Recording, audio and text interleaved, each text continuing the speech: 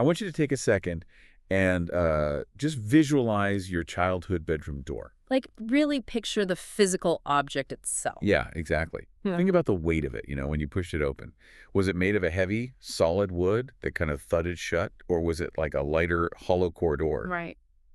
Did the hinges squeak slightly when you tried to sneak in late? Maybe you had, I don't know, posters taped to the back of it, or a specific way the handle rattled? And think about the lock. Oh, the lock is huge. Did it have one of those flimsy push-button locks that anyone could just pop open with a paperclip? Or was there a solid mechanism that actually clicked into place? Right, giving you that definitive sense of security. Because whatever the physical reality of that door was, it represented something profoundly fundamental to your developing mind. It really did. It was the concrete border between your private internal world and the shared public reality of the rest of the house. I mean, it's the physical manifestation of your autonomy. Yeah, it establishes that geographical line between, my space and our space. Right. And in developmental psychology, that physical line is not just a convenience. It is a vital necessity for a child to begin understanding where their identity begins and the family unit ends. Right. But today, we're going to take that cozy, secure image of the bedroom door, and we are going to completely shatter it. We really are. Because the source material we're diving into today is a deeply personal, emotionally raw, firsthand account of a childhood where that architectural boundary simply did not exist. Not at all. We are looking at a living situation where the only barrier between a child's vulnerable private world and a highly volatile, heavily trafficked family hallway was a single flimsy piece of fabric. Just a curtain. A curtain. And the author's narrative provides this astonishing lens into how that single piece of fabric shaped the entire psychological and, neurological architecture of their mind. It's wild to think about. It is. We're looking at a real-world case study of what happens when a physical environment actively denies a child the right to separate themselves from the emotional turbulence of their caregivers. And the mission of this deep dive is to map out that exact architecture. We are pairing this incredibly intense personal narrative with clinical psychological texts covering boundaries, enmeshment, and the complex mechanics of what it means to be an HSP. Right. A highly sensitive person. Exactly. We are going to deconstruct how the physical layout of our childhood homes literally blueprints our adult minds. It's so foundational. It really is. So whether you are a parent trying to understand your child's need for space, or someone attempting to untangle the lingering effects of a chaotic upbringing, or just someone who is fiercely protective of their personal sanctuary, this exploration is going to completely change the way you view the walls, doors, and boundaries in your life today. Absolutely. Okay, let's unpack this. We have to start with the immediate daily physical reality described in the text. The day-to-day experience. Yeah.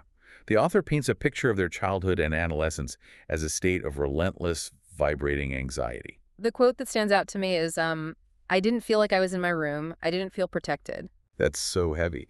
Because of this curtain, their nervous system was constantly wired. Constantly. They describe operating in a state of perpetual hypervigilance, where they were actively analyzing the speed, the weight, and the volume of footsteps in the hallway. Just to gauge the ambient mood of the house. Right. Simply listening to footsteps. And the physiological toll of that kind of hypervigilance is immense. I mean, when we talk about listening to footsteps to gauge a mood, we are talking about a nervous system that is chronically stuck in a sympathetic state. Like the fight or flight response. Exactly. The child's auditory processing is working overtime. It's scanning the environment for threats because the physical architecture offers zero passive protection. None at all. And there's a visceral detail the author shares that perfectly encapsulates the severity of this state. Oh, I know the one you mean. Yeah, they explain that even when they were inside their designated space, just casually lying down and talking, the instant they registered the specific sound of their father's footsteps approaching, they would involuntarily snap into a formal kneeling position. They specify the seize-up position, right? Seize-up position. What is the significance of that exactly? Well, the seize-up position is critical context here. It is a traditional, highly formal, and incredibly respectful way of sitting in Japanese culture. Yeah. It involves kneeling with the tops of the feet flat on the floor, resting the buttocks on the heels, and keeping the back perfectly straight. So it's not comfortable. No, it is a posture of submission and readiness. It is absolutely not a relaxed posture. Wow. For a developing child to instinctively, almost reflexively, jump from a completely relaxed prone position into a rigid, formal, submissive posture merely at the acoustic trigger of a footstep. I mean, that reveals the ambient level of terror and unpredictability permeating that household. It's like the body is bypassing conscious thought altogether. Exactly. The body is reacting purely on survival instinct. So mechanically, what is actually happening to the body in that split second? Because jumping from a resting heart rate into a rigid panic posture has to be flooding the system with stress hormones. Oh, completely.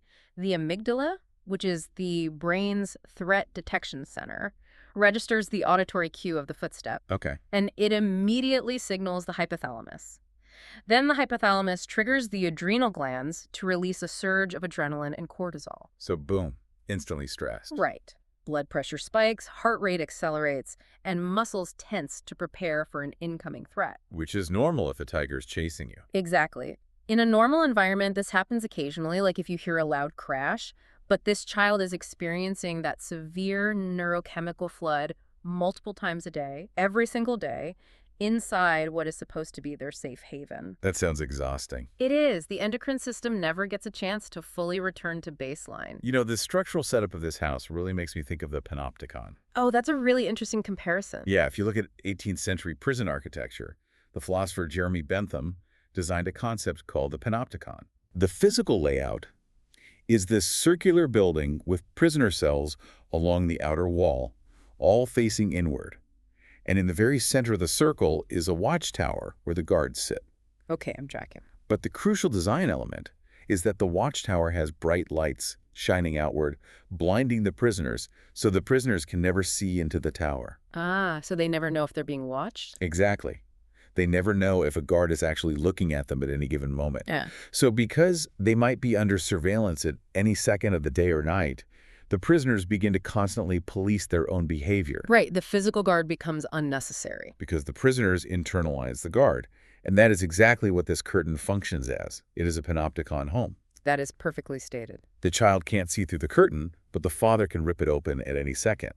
So the child internalizes the father's gaze and can never, ever truly let their guard down. I mean, it is a profoundly exhausting way for a human being to exist. The panopticon is a highly accurate framework for understanding the clinical texts we're reviewing regarding unpredictability. How so?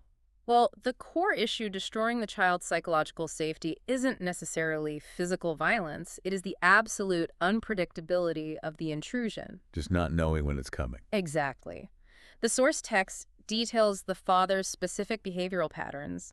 He would bring his professional frustrations and generalized anger home from work. Just bringing all that baggage through the front door. Right. And he operated with extreme over-interference in the household. He possessed absolutely no concept of knocking. Which, practically speaking, you cannot knock on a curtain. True, but he compounded this by refusing to even announce his presence verbally.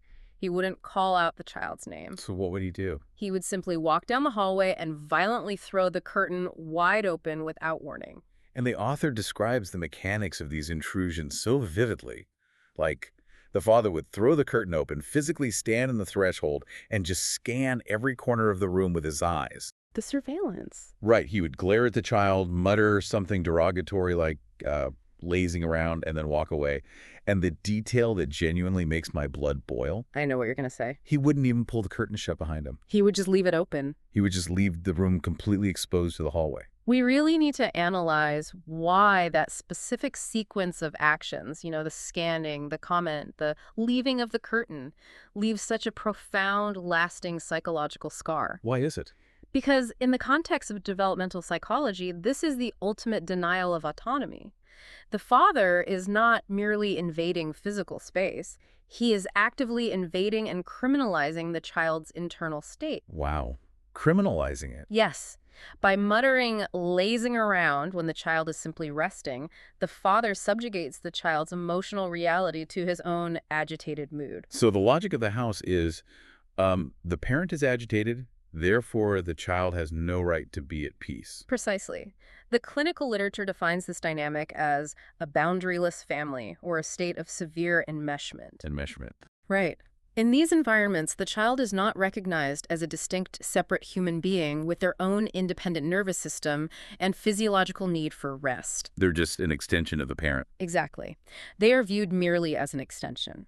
The parent's anxiety, anger, or need for control completely consumes the household's atmosphere. When the father punishes the child for lazing around, he is systematically dismantling the child's basic human right to decompress. So the child learns that relaxation is inherently dangerous. That's the exact takeaway. So we have this simmering pressure cooker in the main house. The tension is constant. And eventually, as the author hits middle school, the situation boils over. It had to. The author starts getting into intense arguments with their older brother. And given the ambient stress level everyone is operating under, it's completely understandable that the siblings would turn on each other. The tension has to go somewhere. Right. So the conflict escalates to the point where the author is essentially forced to abandon the main house entirely.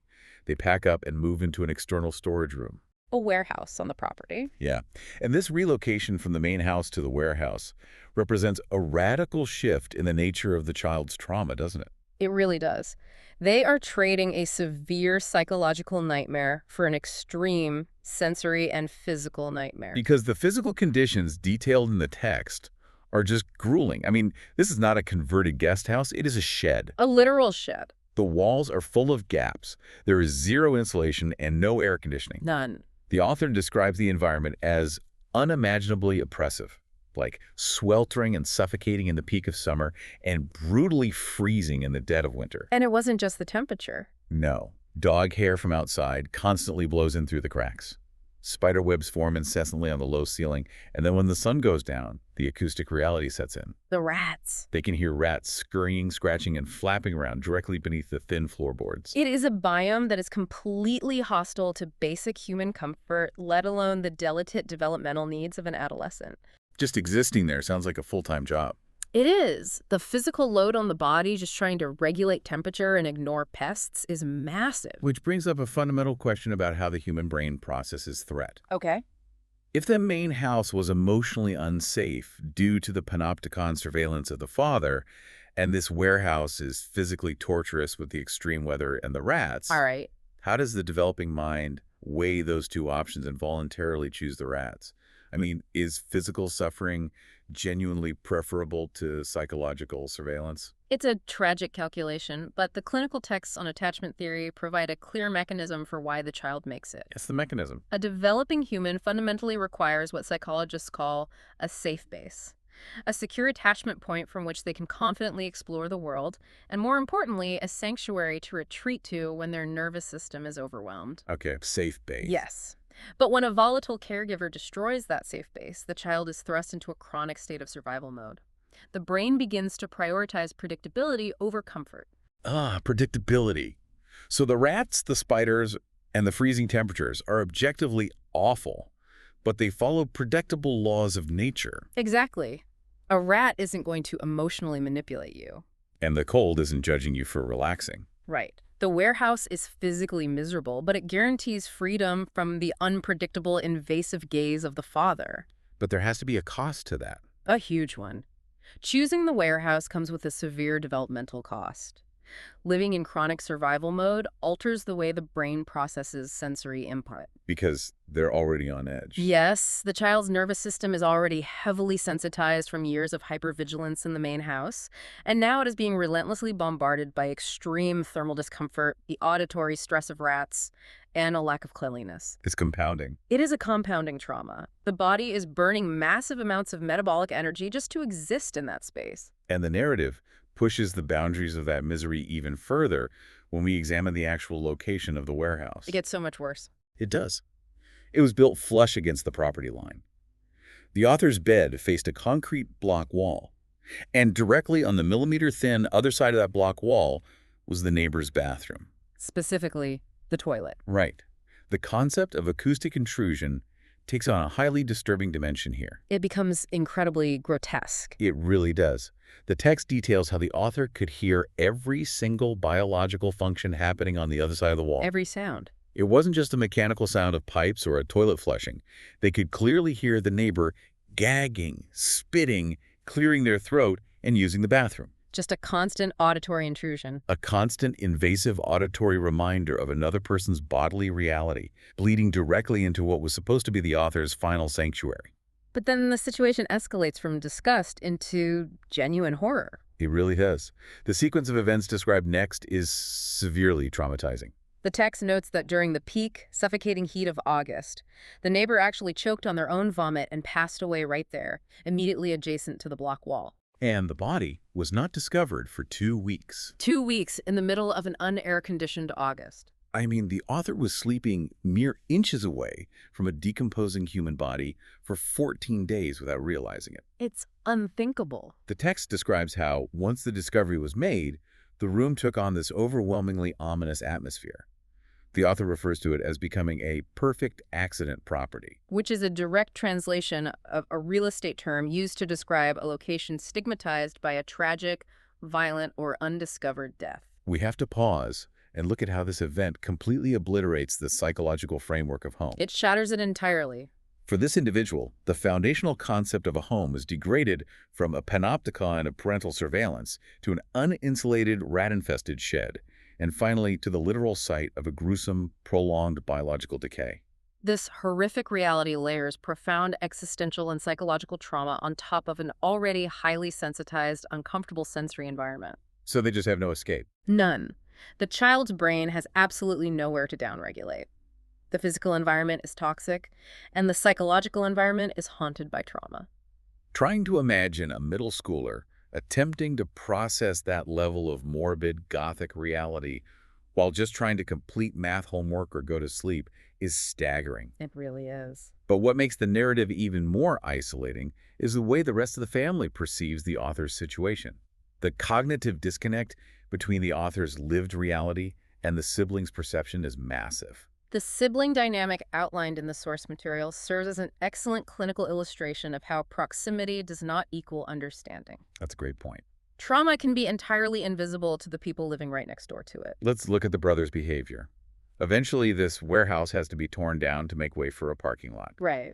But the author has no alternative living arrangements, so they end up sleeping behind a blue plastic construction tarp. Just a sheet of plastic. Just a sheet of plastic separating them from the world, with deafening construction machinery operating morning, noon, and night. Unbelievable. However, before the demolition, because the warehouse was a separate structure, it did have its own external entrance.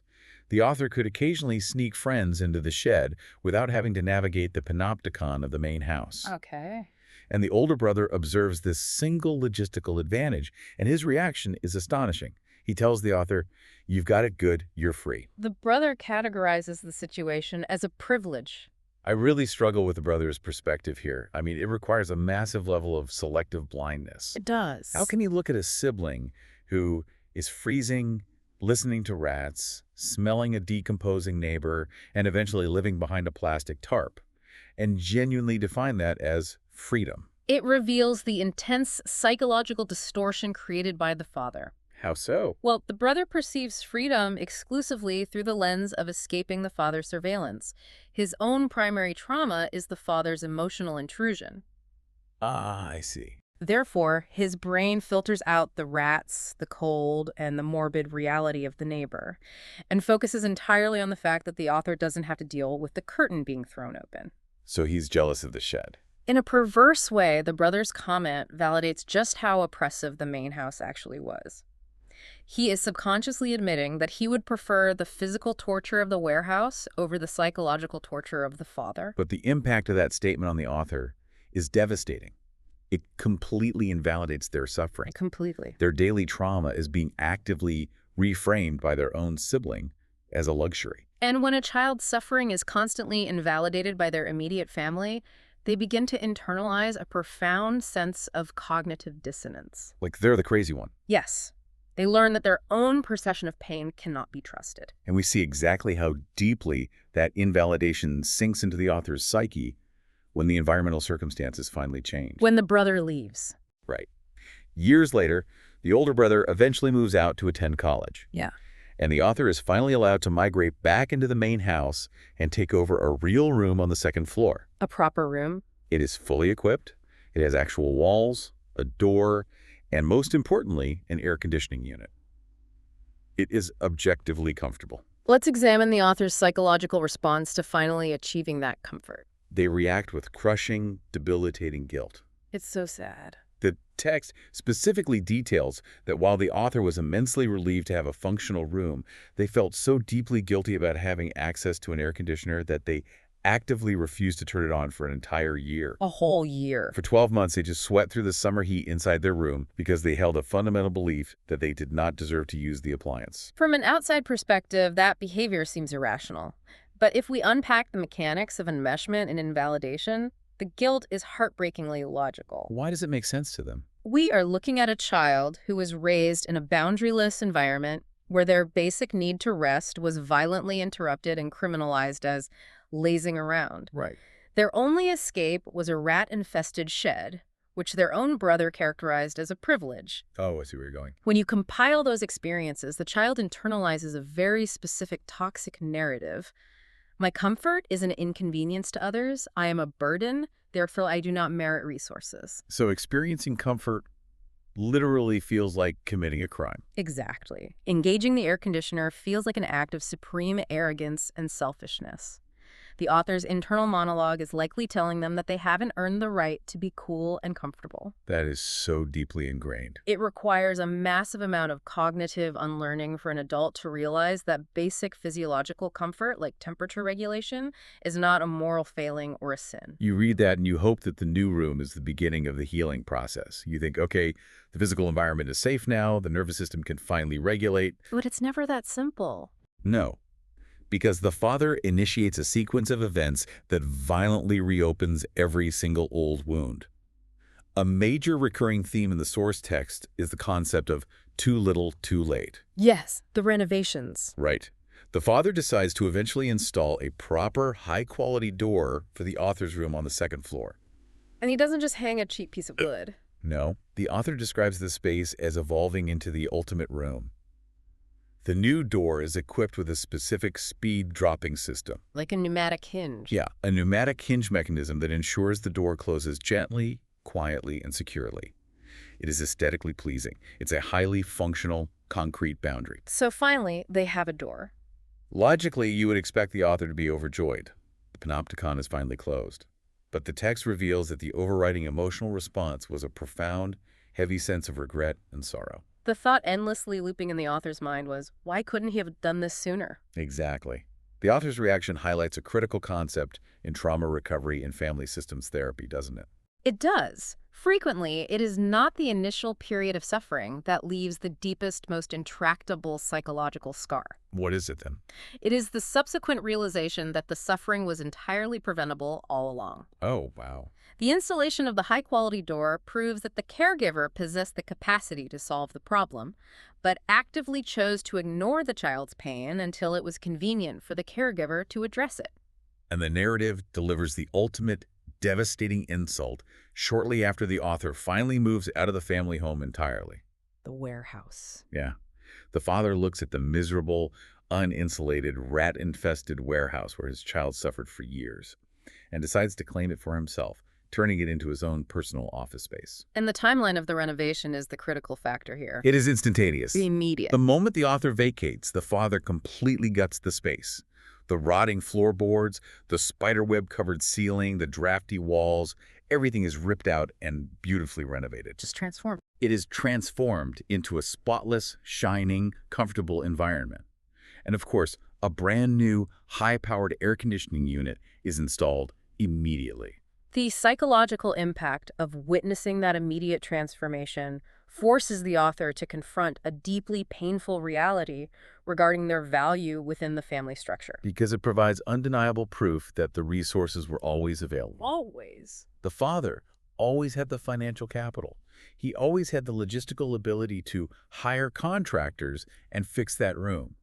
He simply chose not to expend those resources when his child was the one freezing in the winter and sweating next to a decomposing body in the summer. It's a devastating emotional blow. It is the absolute zenith of invalidation. And this sequence of events leads the author to a specific conclusion in the source text, and we need to navigate this next part with careful precision. Yes, absolutely. We have to be really, really careful here. The author is attempting to process the father's ability to completely ignore his child's suffering while instantly prioritizing his own comfort. To explain this instantaneous renovation and the preceding years of neglect, the author attributes the father's behavior to, and this is a direct quote from the text, an autism spectrum lack of empathy. Okay, let's pause right here to establish our parameters. We are strictly and impartially reporting the author's own written words and their deeply personal attempt to vocalize their feelings of invalidation. We are absolutely not endorsing this statement as a legitimate clinical diagnosis of the father. No, not at all.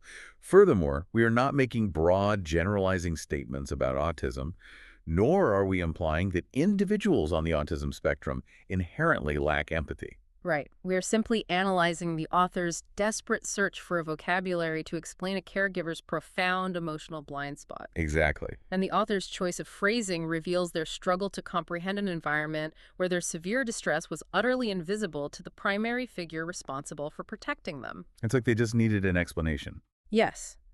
When we look at family systems theory, if a parent operates with such a fundamental disconnect from their child's internal emotional experience, it warps the child's entire understanding of human relationships. How can they trust anything? They can't.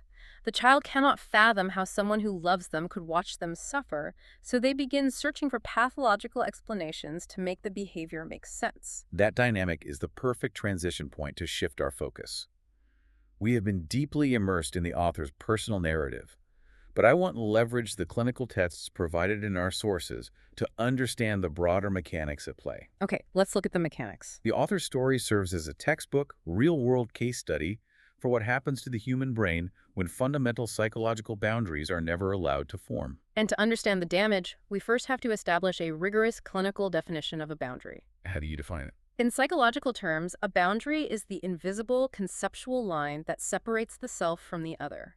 It is the internal framework that dictates where my emotions end and your emotions begin. Where my responsibilities end and your responsibilities begin. Exactly. It is the core structure of individual identity. And the source material draws a fascinating direct line between the physical world and the psychological world. It says physical boundaries literally teach children how to build psychological boundaries. The process is deeply intertwined. So how does a healthy version of this look? Consider a healthy environment. When a child closes their physical bedroom door and the parent approaches, knocks, and waits for verbal permission to enter, the parent is communicating a profound psychological truth. Just by knocking. Yes. The parent is demonstrating through action, I recognize that you are a separate, autonomous entity. You possess jurisdiction over this physical space, and by extension, you possess ultimate jurisdiction over your own mind, your own body, and your own emotional state. It reinforces the concept of I am me and you are you. Precisely. However, when you examine a boundaryless home, a home where a father can violently throw open a curtain at any given moment, aggressively scan the room, and impose his negative mood on the child, that psychological truth is never established. It's constantly violated. The invisible line separating self from other is constantly trampled. The child learns that they have no jurisdiction over their own internal state. Let me propose an analogy to visualize the mechanics of this enmeshment. I'd love to hear it.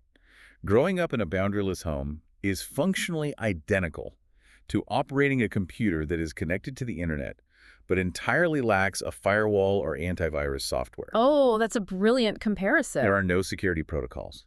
Anyone, but specifically the parent, can simply log into your operating system at any time and install their emotional malware or software directly onto your hard drive. Because you have no defense mechanism. Right. Because you have no firewall, you have no mechanism to block the download. If the parent comes home running a severe anger program, suddenly your system is forcefully running the anger program. You absorb it completely. If the parent is anxious, you are suddenly processing their anxiety. Your processor is constantly hijacked by external users. The firewall analogy is an incredibly effective way to understand the cognitive load of enmeshment. You have no security protocols to reject external emotional data. And what does that do long-term? The clinical texts detail the severe long-term damage this causes as the child transitions into adulthood. Because the core self was never permitted to solidify behind the protection of a closed door, these children mature into adults who suffer from a profound, paralyzing loss of self-determination. The text explicitly points out a common symptom. These adults frequently have absolutely no idea what they actually want out of life. They struggle with the basic preferences and major life choices equally. Mechanically, they cannot identify their own desires because they have never been afforded the neurological space to ask themselves the question. They were never allowed to. Right. Every time they tried to form a preference in childhood, the parent's overriding voice or mood interrupted the process. Consequently, they become overly dependent on external figures to make decisions for them. So they just go with the flow, but in a toxic way. They constantly morph and bend to accommodate the expectations of everyone around them, from romantic partners to employers. Always adapt. Their foundational hardwired survival strategy was to meticulously read the room and adapt themselves to appease the unpredictable intruder.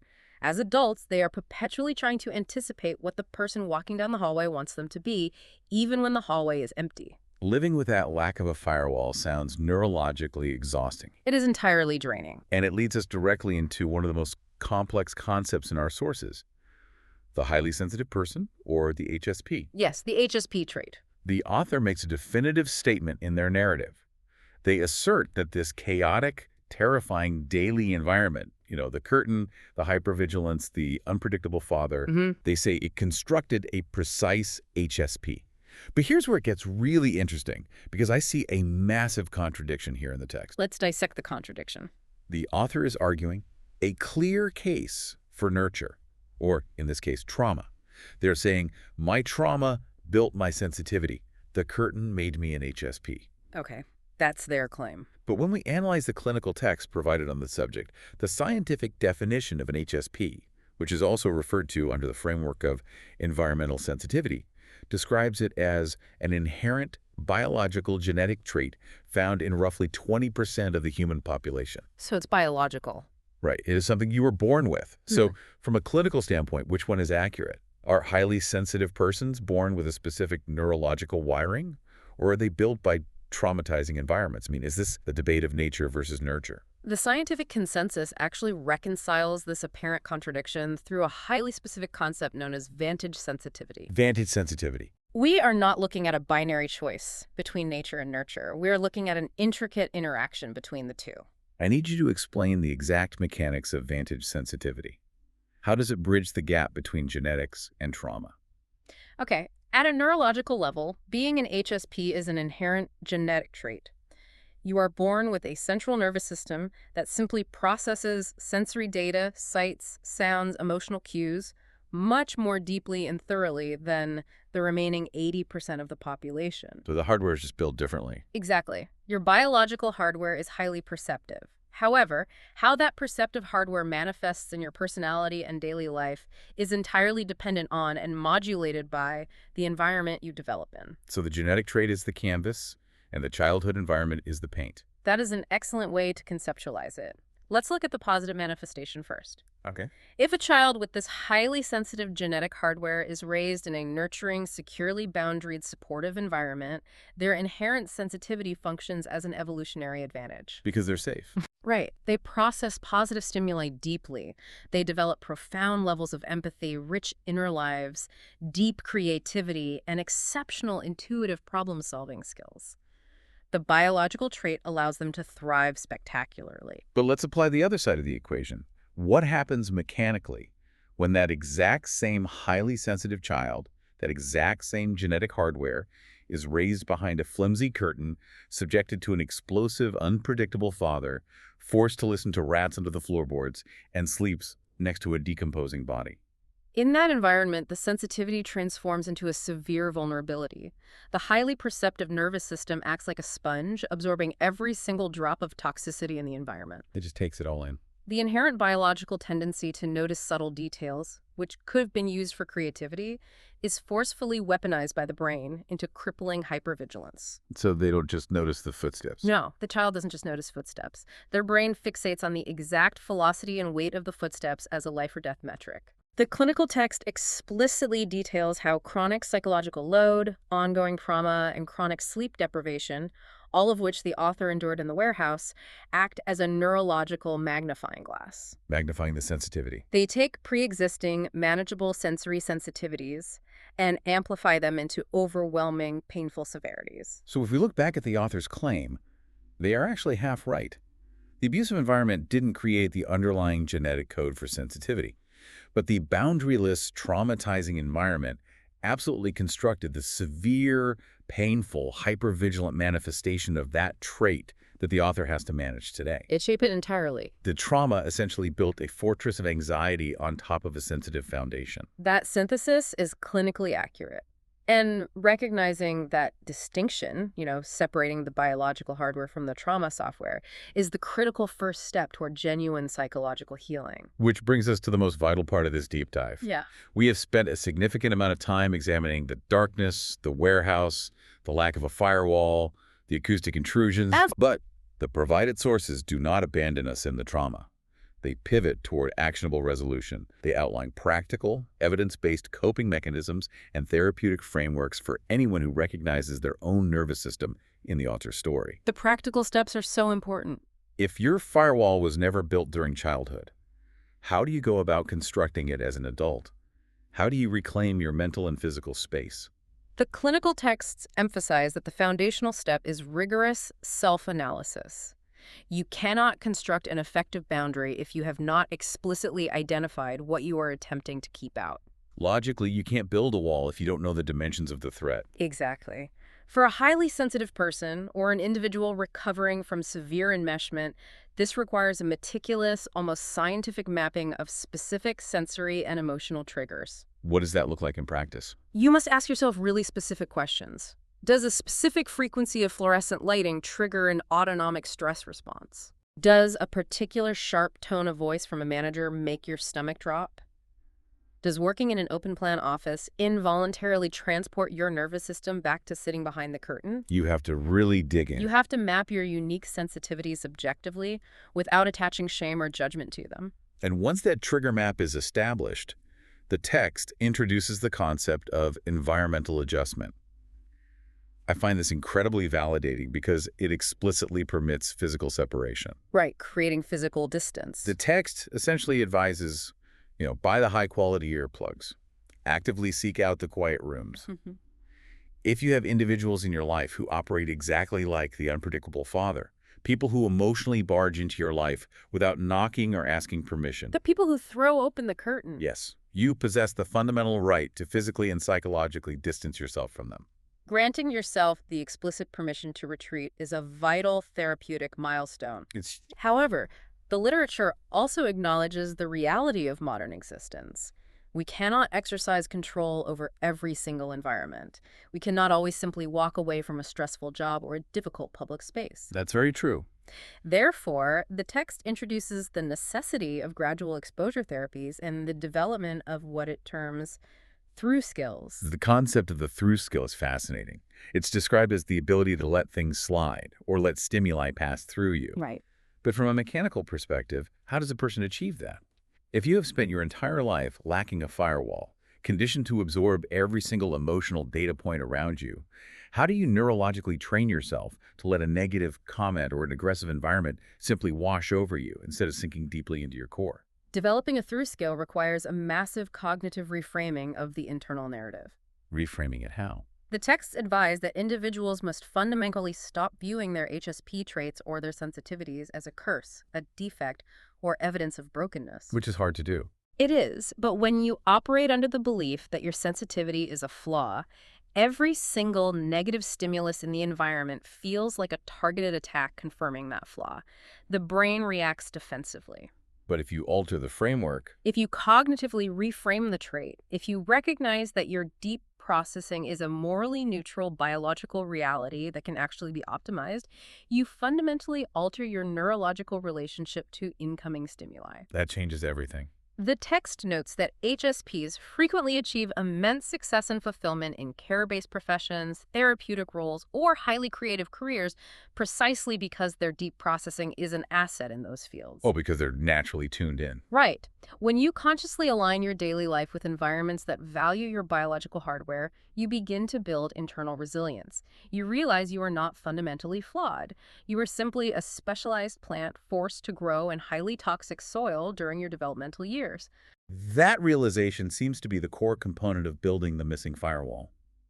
Once you understand your hardware, you can observe a negative stimulus approaching, say, an angry coworker, and rationally process that emotion belongs to them. It is their data, not mine. I have a choice, and I am choosing not to download this anger program into my system. It creates a vital microsecond of pause between the stimulus and the response. That pause is everything. Furthermore, the text heavily advocates for structured professional support to solidify these skills, specifically highlighting cognitive behavioral therapy, or CBT. How does CBT help with this specifically? CBT is highly effective because it directly targets neuroplasticity. It helps individuals systematically identify and dismantle the ingrained core beliefs constructed in childhood. Like the belief that they have to be hypervigilant. Exactly, such as the belief that I am only safe if I am constantly anticipating and managing everyone else's emotional state. It helps wire new neural pathways that prioritize internal stability over external appeasement. As we bring this extensive exploration full circle, I am reflecting on the sheer scale of the author's journey. It's an incredible trajectory. We began with the image of a terrified child, rigidly locked in a formal seiza position behind a thin piece of fabric, bracing their nervous system for an unpredictable intrusion. Right. We followed that developing brain through the literal freezing temperatures of the warehouse, the baffling invalidation of their sibling, the bitter resentment triggered by the instantaneous renovations, and the complex realization of their own sensitivity. So many layers of trauma. And finally, we see them emerge as an adult who possesses a profound, hard-won comprehension of the life-saving necessity of walls, both the physical structures made of wood and hinges, and the invisible psychological barriers that protect the self. The narrative serves as a powerful testament to human psychological endurance and the brain's capacity to eventually rebuild its own operating system. It really does. And when we apply the core themes of this deep dive directly to the listener, well, it is highly probable that you did not grow up behind a curtain. Your childhood bedroom may very well have featured a solid oak door with a heavy brass lock. Most likely. However, the fundamental psychological concepts we have unpacked today, the necessity of a safe base, the mechanics of enmeshment, the physiological toll of sensory overload, and the critical importance of boundaries are universally applicable. They really are. We are required to negotiate these exact boundaries every single day of our adult lives. The physical architecture of our daily lives might look different, but the psychological threats are identical. We constantly negotiate these boundaries in modern, open-plan corporate offices where any colleague can unexpectedly walk up directly behind your desk and disrupt your focus. Oh, the open plan office is definitely a panopticon. It is. We negotiate them with demanding extended family members who operate under the assumption that they are entitled to your constant, immediate availability. The enmeshed. And crucially, we negotiate them via the relentless digital intrusion of our smartphones. An urgent email from a manager or an emotionally loaded text message from an anxious friend can instantly pierce the walls of our private sanctuary at 10 o'clock at night. Which is terrifying. In many ways, the psychology of constant digital availability mirrors the unpredictability of the hallway. The smartphone operates as a portal for the unpredictable intruder.